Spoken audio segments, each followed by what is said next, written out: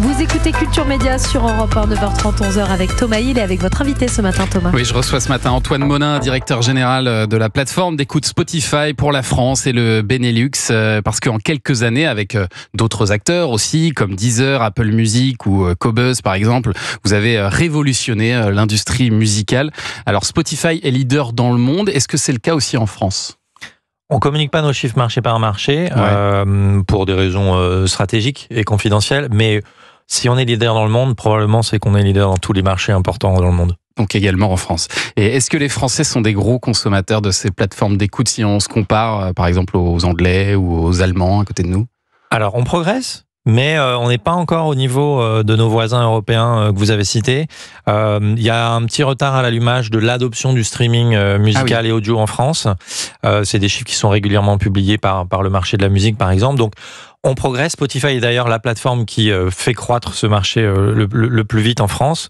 Donc voilà. Ça veut dire quoi, qu'il y a une résistance des supports physiques, des CD, des... Oui, c'est-à-dire qu'il y a plusieurs facteurs et je pense qu'il y a encore un marché physique qui est important, mais c'est pas incompatible en fait. Il y a beaucoup de gens qui à la fois utilisent une plateforme de streaming comme Spotify et puis qui achètent des vinyles par exemple ou qui achètent beaucoup de billets de concert. Donc c'est pas du tout incompatible. Non, c'est plutôt progressivement changer ses habitudes d'écoute. Mais encore une fois, la croissance du marché français, elle est forte. Elle est plus de 10% d'année en année. Donc un marché qui croît de plus de 10% d'année en année en France, c'est plutôt louable. Donc Spotify va continuer à investir pour faire croître le marché français. Et la difficulté, j'imagine, c'est de convaincre les gens de payer aussi pour un abonnement. Qu'est-ce que ça représente les abonnements, les gens abonnés par rapport aux gens qui ne le sont pas et qui écoutent gratuitement ? Alors vous faites bien de soulever ce point-là. C'est pour ça que Spotify a un double modèle. On a un modèle gratuit avec de la publicité.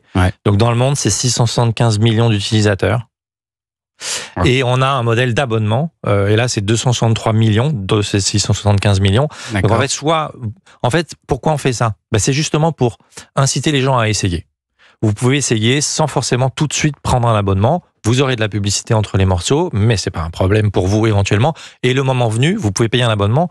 Dans ce cas-là, vous aurez plus de publicité et vous aurez plein de fonctionnalités supplémentaires. Donc c'est vraiment un double modèle pour permettre aux gens de l'essayer et après de éventuellement convertir en abonnement. Mais alors Antoine Monin, il y a de nombreux artistes qui défilent ici dans cette émission et qui se plaignent régulièrement de la faible rémunération qui leur est accordée sur toutes ces plateformes d'écoute. Même Emmanuel Macron avait pointé du doigt votre système qu'il jugeait injuste. Pour faire simple, sur les 11 € que je vous donne moi tous les mois à Spotify, combien vont aux artistes ?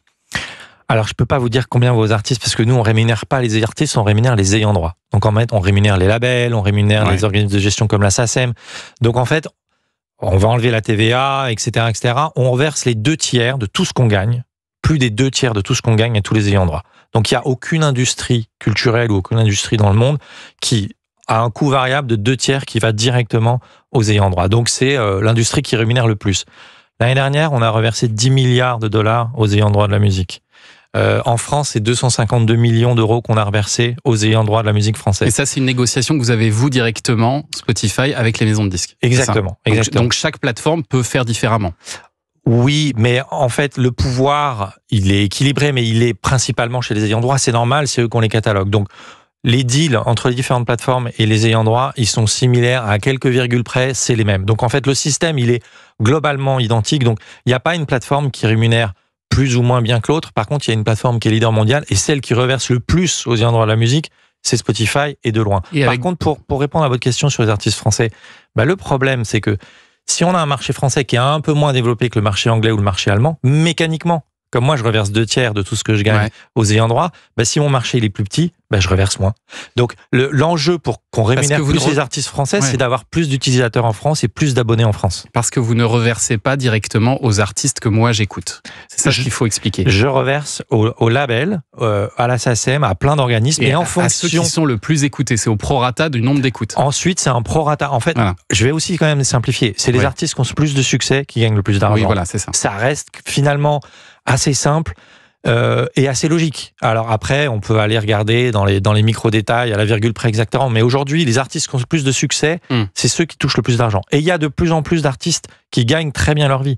Il y a plus de 70 000 artistes dans le monde qui gagnent plus de 40 000 € par an, rien qu'en streaming. Donc, et ça croît d'année en année. On a multiplié ce nombre d'artistes par 3 sur les dernières années. Donc, c'est un marché qui est encore en croissance. Attention, c'est un marché qui n'est pas à maturité. En France, c'est à peu près 20% des Français qui utilisent le streaming. Seulement 20% des Français. Donc, imaginez quand ce marché va faire x2 ou x3, les chiffres que je viens de vous citer vont être multipliés par 2 ou x3. Donc, c'est 2 fois plus d'argent qui ira aux ayants droit de la musique et mécaniquement aux artistes derrière. Donc, on est encore sur un marché qui doit continuer à croître. Et alors, la révolution en cours, là, Antoine Monin, c'est l'arrivée en masse des musiques générées maintenant par l'intelligence artificielle. Et alors, sur Deezer, par exemple, ils disent supprimer le plus possible de leur plateforme les titres générés par IA pour favoriser les vrais artistes. Mais alors, vous, chez Spotify, vous n'êtes pas du tout sur ce principe-là, si j'ai bien compris. Alors en fait, c'est pas tout à fait ça, c'est pas exact. D'abord, Deezer ne supprime pas ses titres, en fait, il s'avère. En tout cas, ils disent vouloir le faire. Oui, en fait, le problème de l'IA, comme vous l'avez récemment entendu avec le Save sur moi, c'est qu'il y a pour l'instant pas de loi, pas de régulation qui nous disent ce qu'on peut faire, pas faire ou ce qu'on doit faire. Donc quand je vous disais qu'on travaille avec les ayants droit, avec les artistes, nous, on est en train de discuter avec tous les ayants droit en disant quelle doit être la norme commune qu'on doit tous utiliser. Parce que la musique, c'est toujours l'histoire d'une rencontre avec la technologie. Il y a eu l'arrivée du phonographe, du Walkman, de la cassette, du synthétiseur, du sampler. À chaque fois, c'est une révolution et la dernière, c'est le streaming. L'intelligence artificielle générative qui permet de fabriquer des contenus culturels et créatifs, c'est une nouvelle révolution à laquelle l'industrie dans son ensemble doit s'adapter. Aujourd'hui, je tiens quand même à vous rassurer, les morceaux créés par l'IA, c'est une micro fraction des écoutes sur Spotify.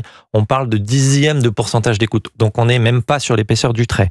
Donc, pour l'instant, c'est un sujet auquel il faut qu'on réfléchisse avec l'ensemble de l'industrie.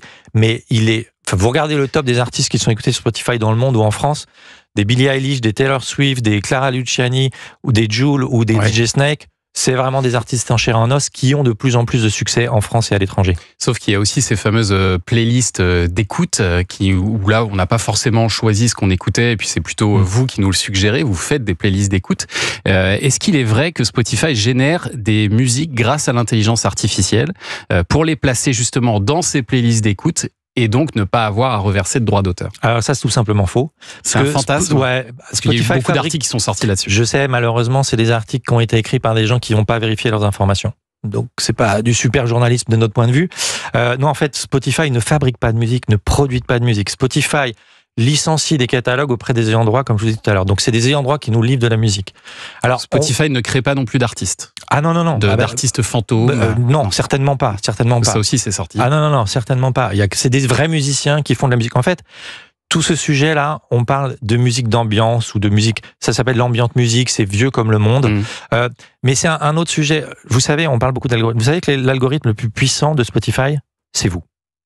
C'est l'utilisateur qui va choisir la musique qu'il va écouter, qui va chercher un artiste ou qui va chercher un genre. Donc, si vous cherchez sur Spotify musique pour travailler, musique pour me concentrer, vous aurez de la musique d'ambiance qui existe depuis très longtemps, mais depuis des dizaines et des dizaines d'années. Si vous voulez de la musique pour le sport ou si vous voulez écouter Jul ou Clara Luciani, en fait, le plus gros algorithme, c'est l'utilisateur chez nous. Eh ben, merci beaucoup d'être venu répondre à toutes ces questions. Antoine Monin, directeur général de Spotify pour la France et le Benelux. Merci à vous. Beaucoup est pensé bien sûr à la mise en avant de Culture Média sur Évidemment, votre plateforme. Bien sûr, tous les podcasts de Culture Média. Merci Antoine Monin.